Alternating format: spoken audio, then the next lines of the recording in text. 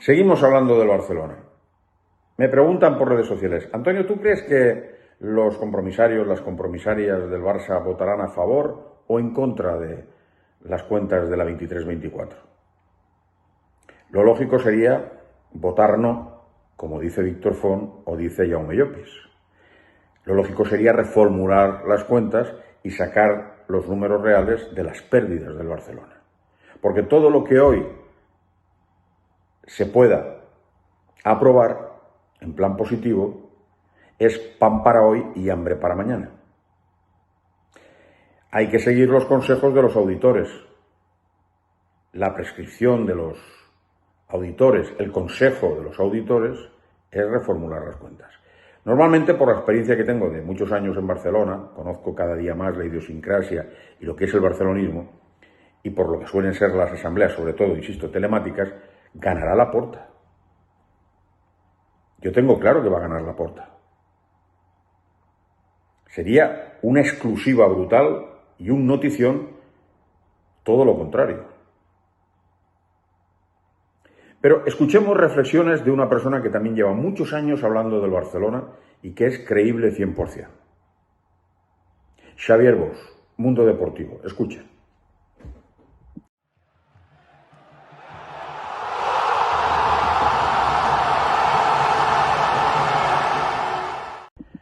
Atención, su artículo de hoy. Si yo fuera compromisario. Desde el año 2000, Mundo Deportivo me brinda la posibilidad de formular alguna de las preguntas que le haría a la Junta Directiva del Barça si el sorteo me hubiese dado el honor de ser socio compromisario. Ahí van 10 posibles preguntas para la asamblea pantallera de mañana. Pantallera por lo de telemático. ¿Por qué mintió al socio diciendo que esta asamblea sería presencial? Directamente al ángulo, señor Bosch. Así me gusta. Que sea usted consecuente. Hace un año en la Asamblea Laporta se comprometió ante los socios que la reunión 2024 tendría formato híbrido, presencial y telemático. Llegado el momento, nada. El socio propietario en casa y por pantalla, limitando su capacidad de interacción para diluir la discrepancia. Laporta, que como buen populista, otro que le llama populista, es bueno en las distancias cortas. Hubiera dominado el cotarro.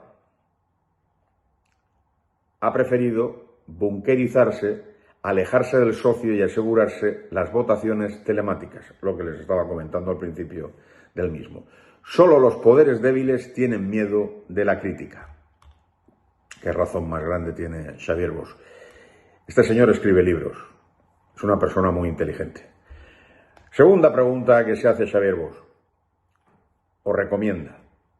¿Por qué despidió a Xavi ni un mes después de ratificarle en acto público?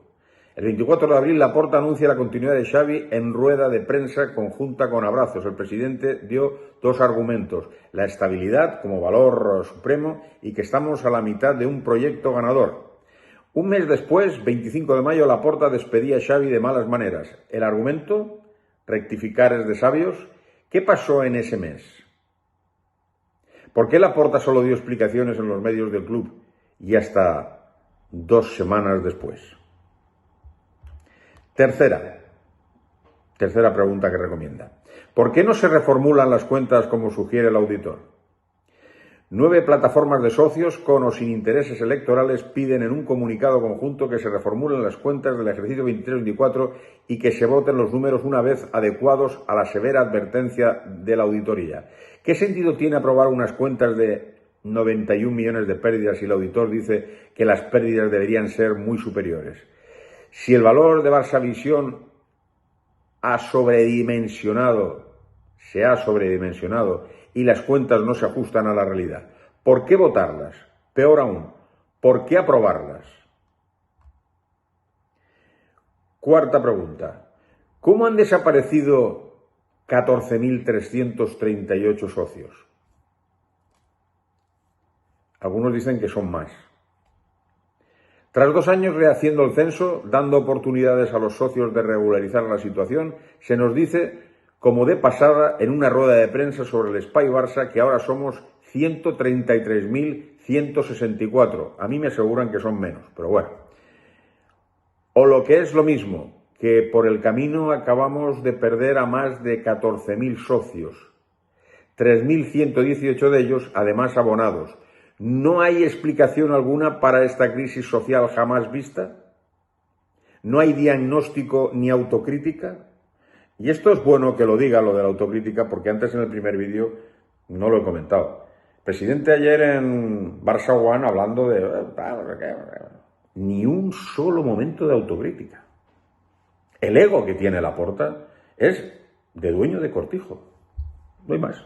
Y no digo que los dueños de Cortijos no sean críticos o no tengan lógica. Habrán dueños de Cortijos que sí que sean personas con las que se pueda dialogar y se pueda hablar y se pueda decir cualquier cosa. Pero el dueño del Cortijo, que yo interpreto que es el señor Laporta en estos momentos del Fútbol Club Barcelona, porque da esa impresión, a este no se le puede decir nada. Y de autocrítica, la autocrítica es para los que pasan por enfrente. Yo, magnífico y fantástico. Nueva pregunta del señor Xavier Bosch. La Junta se benefició de un préstamo de un proveedor como ISL. No. ¿La Junta se benefició de un préstamo de un proveedor como ISL? Les leo. ISL, empresa de Alex Isern y Marc Segarra, con sede en Estados Unidos, ingresó 350.000 euros a una cuenta corriente de los miembros de la Junta Directiva en 2021. Esa cuenta del Banco de Sabadell estaba destinada a sufragar los gastos del mantenimiento del aval. ¿Era un préstamo? ¿A cambio de qué? Después de aquella operación, ISL recibió el encargo del Barça de organizar 2 partidos amistosos en Estados Unidos. ¿No? Más allá de la investigación de Hacienda, ¿temen que el tema acabe en Fiscalía? Que es lo que está ronroneando en los círculos del barcelonismo en la ciudad condal. Vamos con una nueva pregunta. ¿Hasta cuándo se jugará en Montjuïc? En la asamblea del pasado año aseguraron que el Barça volvería al Camp Nou en noviembre de 2024 para el 125 aniversario. No. El presidente y el ENAFOR sostienen ahora la fecha de fin de año. Tampoco. El vicepresidente Escudero dice inviable antes de marzo. No lo saben. De acuerdo. Entonces, ¿por qué cobrarán ya los pases del Camp Nou de la segunda mitad de temporada? Muy buena observación, Xavier. Muy buena observación.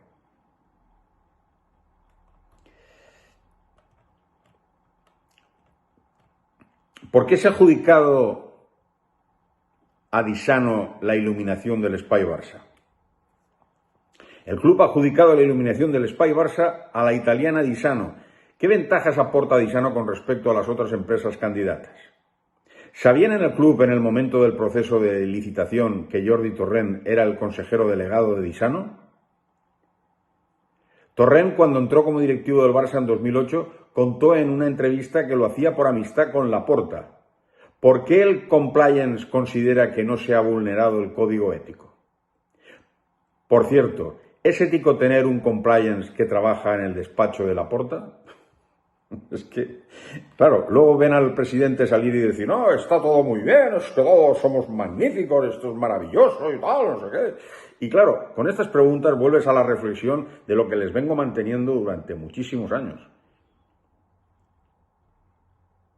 Es la situación surrealista que vive el Barcelona a nivel de gestión, que lo reconoce toda la gente que tiene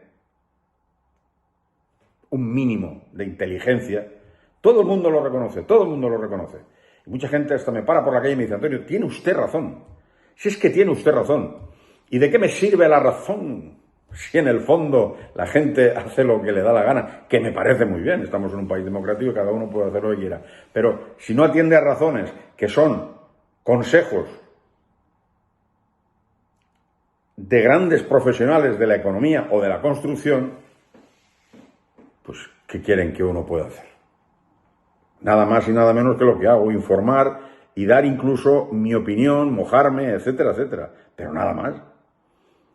Otra pregunta. ¿Por qué se produjo el escándalo de las entradas de la final de Bilbao? El mayor éxito de la 23-24 vino con el femenino y la consecución de la tercera Champions. Perfecto. Pero el club se lió de mala manera con las entradas para los socios en San Mamés. Cuando se pusieron las 7.400 entradas reservadas a los socios, no se filtró y se vendieron muchísimas entradas a los no socios que entraron en la red. La reventa hizo su agosto. El Barça ni puso los mecanismos necesarios, ni rectificó, ni compensó a los socios. ¿Por qué? Vamos con la 9ª pregunta que recomienda Xavier Bosch a los compromisarios y compromisarias. ¿Y del nuevo Palau Blaugrana? Nunca más se supo. El Ministadi se derrumbó en enero de 2020 para construir el nuevo Palau. Pero ¿dónde está el proyecto del nuevo? ¿Y el dinero para construirlo? Ya hay un socio, Ignasi Prat, que ha puesto una demanda civil contra el Barça por incumplimiento del acuerdo de la Asamblea 2021. Los compromisarios aprobaron la financiación del Espai Barça porque incluía también la construcción del nuevo pabellón. En el préstamo de Goldman Sachs y JP Morgan, de 1.450 millones, no se habla del Palau. Y la 10ª pregunta dice, ¿el Laporta socio pondría una moción de censura a esta Junta? ¿Se la pondría a él mismo la moción de censura? ¿El Laporta socio pondría una moción de censura a esta Junta? Tras un año en blanco en fútbol, tras la mala destitución de Xavi, tras perder un mínimo de 91 millones, tras arrastrar al club a la deuda histórica de 1.302 millones, tras hacer añicos el código ético con lo de ISL, tras incumplir el plazo del regreso del Camp Nou, tras perder 14.388 socios, tras el fiasco de Víctor Roque, y tras fichar un portero que estaba jubilado, ¿alguien duda que el Laporta socio intentaría cargarse un gobierno así? Por el bien del Barça, claro. Como siempre les digo, saquen sus propias conclusiones.